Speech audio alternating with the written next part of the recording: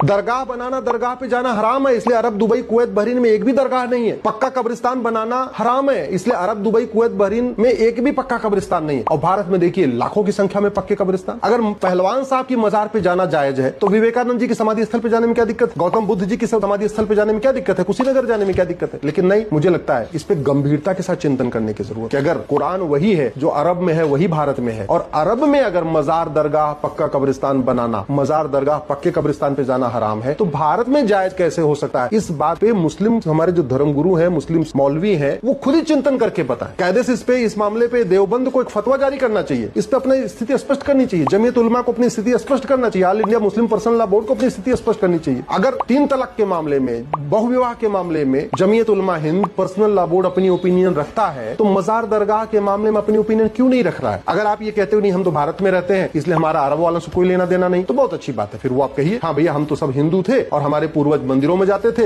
हमारे पूर्वज समाधि स्थल पे जाते थे, इसलिए हम भी मजार, दरगाह पे जाएंगे, कोई दिक्कत नहीं। लेकिन स्थिति तो स्पष्ट करिए। एक तरफ आप हर चीज को अरब से जोड़ते हैं और दूसरी तरफ अरब में मजार, दरगाह नहीं है फिर भी भारत में बनाते हैं, अरब में पक्का कब्रिस्तान नहीं है फिर भी भारत में बनाते हैं। इस पे मुझे लगता है जो हमारे शीर्ष हमारे मुस्लिम स्कॉलर्स हैं उनको अपनी स्थिति स्पष्ट करनी चाहिए कि अरब को मानेंगे या भारत को मानेंगे। लेकिन ऐसे नहीं हो सकता कि कुछ मामलों में तो अरब को मानेंगे और कुछ मामलों में भारत को मानेंगे। इस पे मुझे लगता है स्थिति स्पष्ट करने की जरूरत है।